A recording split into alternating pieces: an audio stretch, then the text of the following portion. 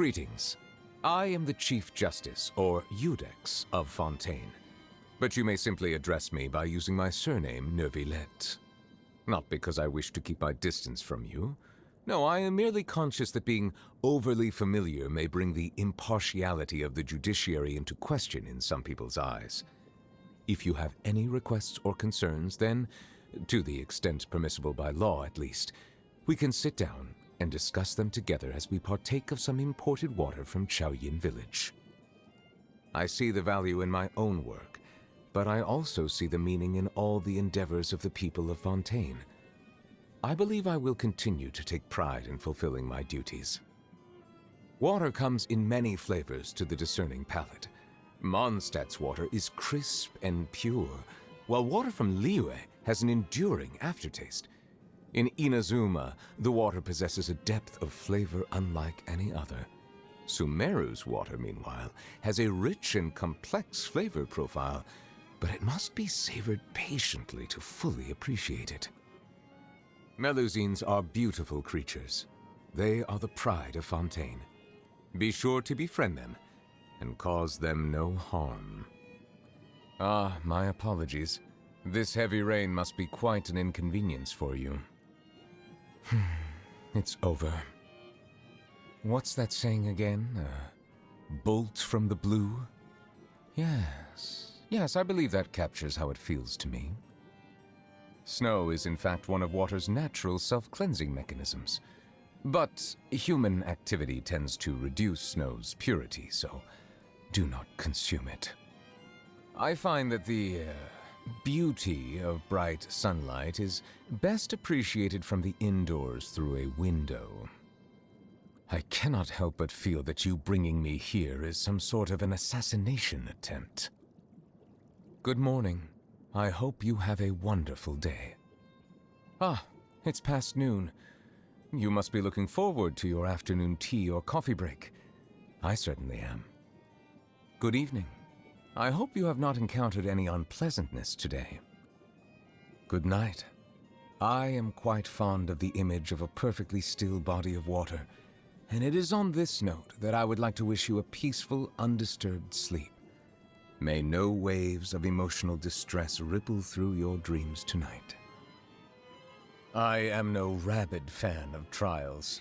I preside over them only out of duty, for this is the task that has been entrusted to me. So you have heard of that local legend as well? Who told you about that?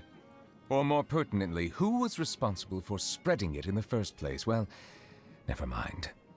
I don't think that the Hydro Dragon would weep per se. I think he just finds himself a little stirred when he gets a taste of the tears that have been shed on this land, on account of all of the emotions they contain. This is a topic that has been discussed ad nauseum. I don't mean to condescend to humanity, but it is quite clear to me that society's concepts of justice, fairness, equality, and rule of law are not equivalent, and never can be. Now, of course, water always seeks its own level, and it was in this spirit that the previous Hydro Archon, Egeria, hoped to achieve universal equality by connecting all things with love.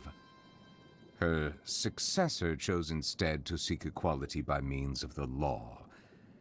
Ultimately, due to various external factors, this unfortunately manifested itself in the distorted form of trials for the sake of trials.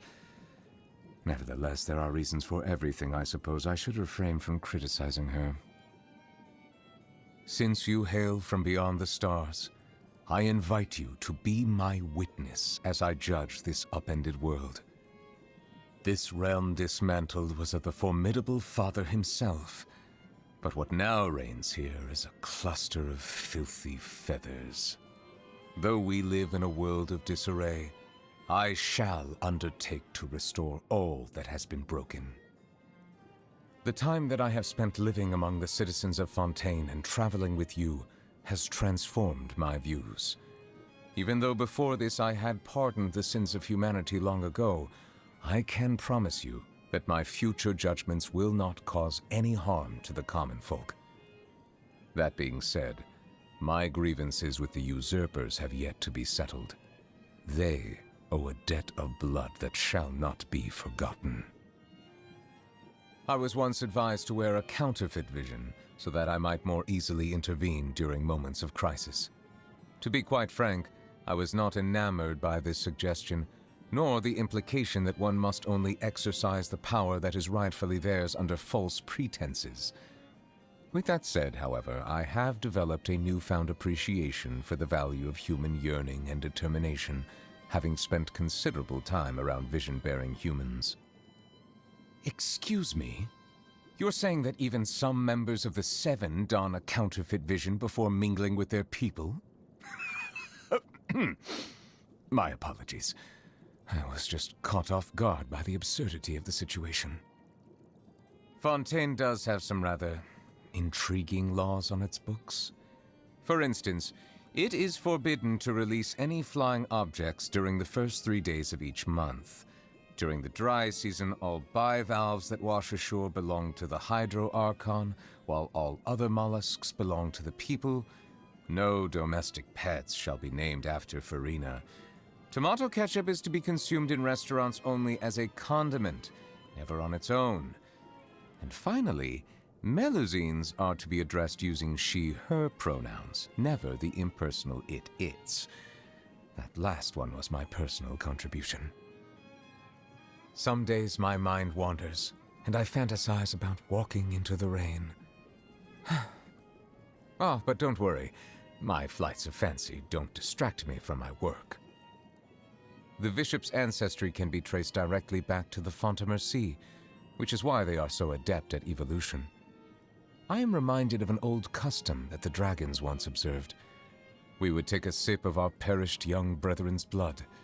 Whenever the tides are disrupted by the motion of the moon and stars, the water within the bodies of us hydro-organisms surges up towards our heads, reminding us that our deceased kin will soon be revived. From my observations, humans have a tendency to view themselves as being in opposition with nature. And whenever this point is raised, someone is always quick to respond by declaring that humans are in fact a part of nature like any other organism. To someone like me, however, who knows an inkling of the truth, what would be most beneficial is if human civilization and the natural world of this planet could seek ways to coexist with one another. Nothing will stop me from rendering judgment on each of the seven. As the Archon who won the authority of Geo, Deus Ori must be called to trial. If one does not wish to see us on opposite sides of a conflict, they need not worry, for I intend to stay in Fontaine for the foreseeable future, which could well mean another 400 years. As another point of consolation, even when the trial eventually takes place, it is still not a given that the judgment will lead to a physical confrontation. I shall fulfill my vow to judge all of the seven in turn, even if the sky should fall and the ground give way. As the recipient of the authority of Animo, the god of breeze and hope must also stand trial. He spends most of his time being a harmless drunkard. Well, even so, I must meet him for myself and proceed from there. As a survivor of the dragon race who has regained my full dragonhood, I must fulfill my oaths and obligations, even if it means returning all the water in the oceans back to the heavens. In taking the authority of Electro, the Narukami placed herself on the list of the usurpers. She will... Oh, you say she has isolated herself in the plane of Euthymia, and now rarely appears in public. Then I shall pay her a visit in another few centuries. Though the day will come when I put her on trial, I must commend the god of verdure on her sense of responsibility. Few things are without flaws in this world, but the devotion and benevolence she displays are a testament to her commitment to continued progress. I felt enormous regret when I learned of the mistreatment she has endured over the past 500 years. Wriothesley is a trustworthy man. I fought hard for the title and reputation he now has. I expect you to think that I've simply been duped by his flattery and appearance of loyalty, but to that, I would quote the Inazuman proverb, "The words unspoken are the flower," which means some things are best left unsaid. Cloran's peerless skills have made her the most powerful champion duelist in our nation. As a successor to the Maréchaussée hunters of old, she plays a vital role in ensuring the fairness and impartiality of the courtroom. Also, she's actually not as stoic as she might appear. Their performances are just fascinating, don't you think? They draw you into a magical world where, on one hand, everything that takes place is part of an elaborate deception, but on the other, all manner of miracles are possible if you are only willing to believe. I don't know how Sigewinne is faring these days, but if I hear so much as the whiff of a rumor that she's being bullied, I shall summon Wriothesley here and demand an explanation. She's so kind and vulnerable. She brought me some camera film the last time she visited, and asked to listen to more of my commentary on the water of Natlan. How long is it until her next vacation? Now the curtain has finally fallen on her performance. The character she portrayed was an imaginary one, yet in playing that role, she fulfilled her duties. Though she is meek and full of doubt by nature, she was able to use madness to stiffen her resolve and see her duty through to its conclusion. The work that she has done over the centuries is truly immense. If she were to ever make a return to the stage, I should personally attend the performance and give her my heartfelt applause.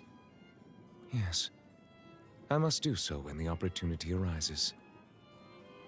I regret to say that after my various interactions with her, such as when I inadvertently angered her and when I accepted her apology, and even now, in spite of the guilt I continue to feel over what happened to her father, I feel very distant from her, as if I'm observing the starry sky from the bottom of a deep lake.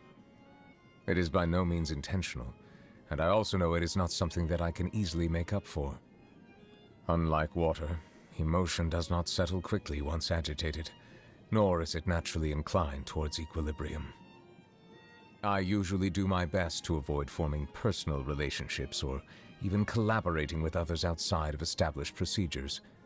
But you have shown yourself to be trustworthy, and you have no problematic entanglements with Fontaine's local factions.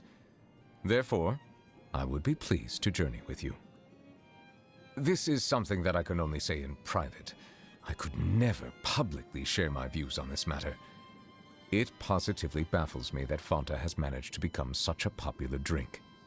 Though I suppose its appeal to humans is not beyond comprehension. One can both rehydrate and replenish blood sugar in one gulp, and at an exceptionally cheap price. I went to see an opera recently. It was about a lady whose personal charm and manipulative schemes allowed her to continue to dominate the affairs of the grand mansion where she lived even after her death, like a ghost that refused to be exorcised. The acting was impeccable, and the story exceptional. It also reminded me of the current state of affairs in the real world.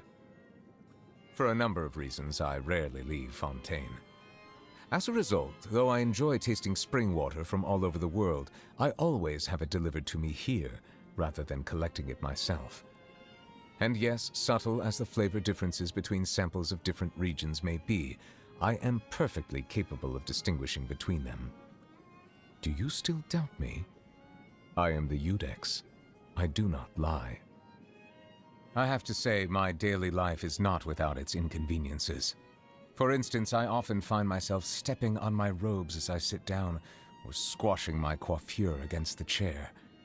And if I lean my head too far back, sometimes my hair even gets caught in the ornamentation. Nevertheless, I must wear these garments to maintain the dignity of a Chief Justice, and endure whatever inconveniences this entails. Incidentally, the world at large appears to operate on this general principle too. Everyone is faced with an identity that they must accept, endure, understand, and eventually learn to coexist with. This has been my experience all along. Water tasting is a rather sophisticated discipline. Pyro-heated water has the standard au naturel flavor found ubiquitously in the natural world, while water boiled using charcoal has distinctly rustic notes. Similarly, while cryo-chilled water is cold but otherwise unremarkable, the frozen rivers of Snezhnaya, when melted, produce a water with an entirely different flavor profile altogether. People seem to respond to the sight of a man in the rain without an umbrella as if it were some sort of strange spectacle. Animals can survive for weeks without food, but merely a few days without water. There is no dish that could ever compare to pure, unadulterated water. With that in mind, food items that contain plenty of liquid are the next best thing. How can people bring themselves to consume deep-fried foods or grilled food with no sauce? The worst culprits, in my view, are those charcoal-baked Argilenac cakes. Surely even eating a dehumidifying agent would be kinder on the stomach. Delicious. An abundance of juices, and the ingredients have been cooked to perfection. A fine effort indeed. My only advice would be to increase the liquid content and reduce the amount of fat. Too dry. A dish devoid of moisture has no way to convey the intentions of the chef. Ah, so it is your birthday. Happy birthday. I do not know if rain is in the forecast today, but let me see what I can do. I'm a little more familiar with you now. I can match your movements. Apparently, I'll have to show a little more of my true capabilities. I did not realize that you had such a penchant for getting into dangerous situations. So this is what you're truly capable of? And I shall have to get serious if I wish to catch up with you. Now that I have reclaimed one of the 7 authorities from the hands of the usurpers, I have regained my true form. I am now a fully fledged dragon, powerful enough to judge the rest of the gods. My final destiny is to judge the usurper king in the heavens above. But until that time comes, I will lend my power to you.